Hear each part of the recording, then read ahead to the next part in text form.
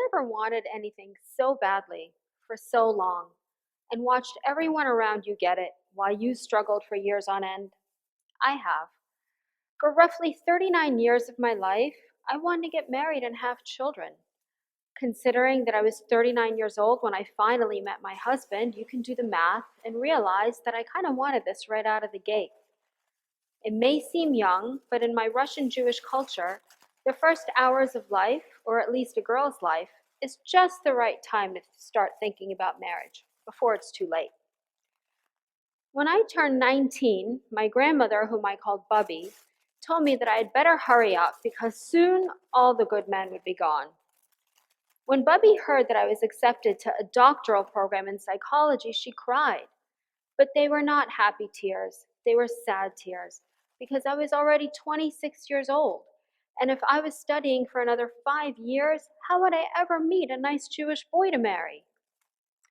I'll spare you the gory details of dating in New York City for 13 years, but let's just say I've got a whole menu of stories, a vending machine right up here.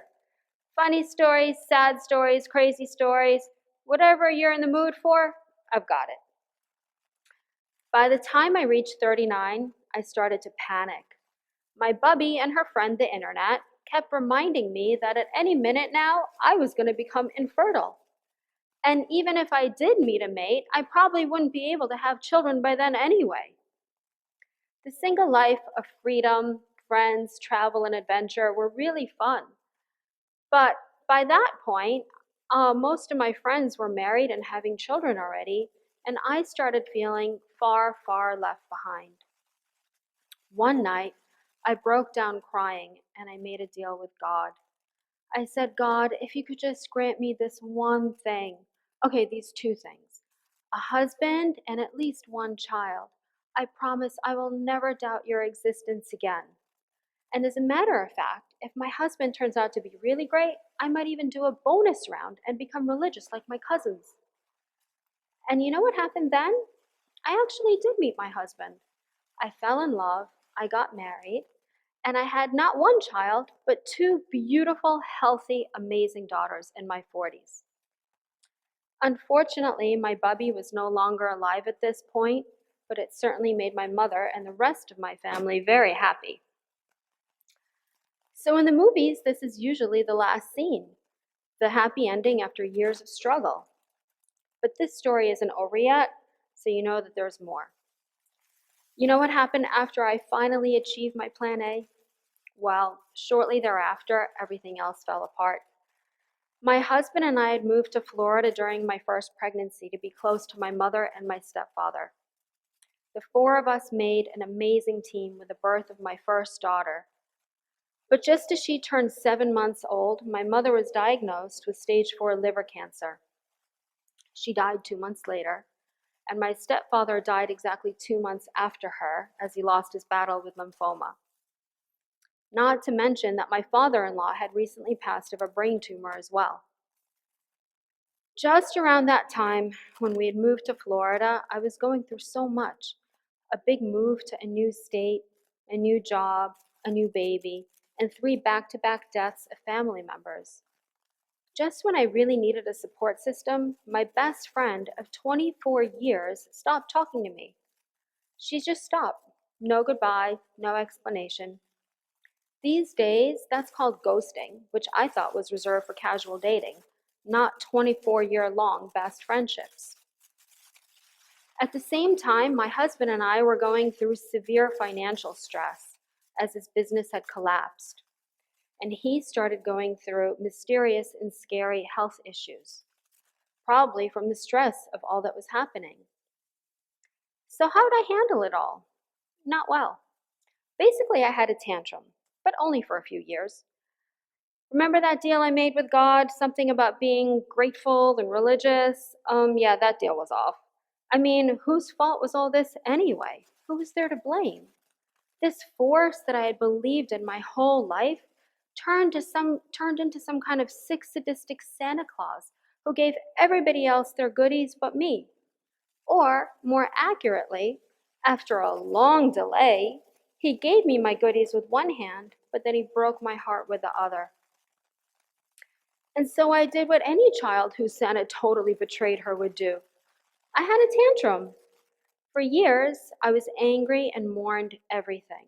My mother, my stepfather, my best friend, my New York community, and, and perhaps most of all, the fantasy of a perfect life. This all went on and on until one day I attended a supervision meeting with other psychologists.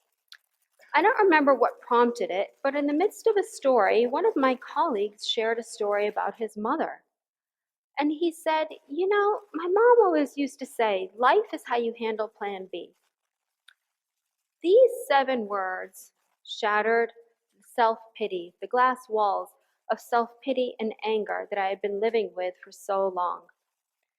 I realized that I was looking at life like an Instagram photo, a frozen picture of perfection, not the ongoing movie with twists and turns, gains and losses, pleasure and pain that it really is. But why did I ever think that life had to be perfect in the first place? Maybe because I had internalized somebody else's version of perfection, somebody else's plan A. My loving and generous grandmother was a Holocaust survivor and lived in a death camp from the age of 11 until she was 16 years old. Very shortly after returning to her village in the Ukraine, she was married off to a man who she barely knew. He had seen her around the neighborhood and thought she was pretty. He went in to talk to her mother one day, my great-grandmother, and he had told her that he would take my grandmother to Moscow, feed her, clothe her, and put a roof over her head. At that time, men and marriage were just about the only way for an impoverished, traumatized 16-year-old Holocaust survivor to keep on surviving. 50 years later, this was still my bubby's operating schema. All she wanted was for my well-being and my survival in a world in which she feared that any horrific, life-threatening thing could happen to me as it had to her. All she wanted was for me to have a protector and a provider. However, what she forgot was that the man who put a roof over her head also beat her and emotionally abused her under that roof. And what she failed to realize was that the privilege of becoming an educated woman in the United States of America was what I needed to feed and provide for myself. Her plan A was to make decisions out of fear and survival. She still had not discovered that there was another way. As for my part, I still had not discovered that life doesn't guarantee anybody their ideal plans. However, life ended up teaching me that lesson very well. I have learned that the process of pursuing our desires and goals is not a straight and predictable line. It's a zigzag of ups and downs, gains and losses, heartbreak and also victories.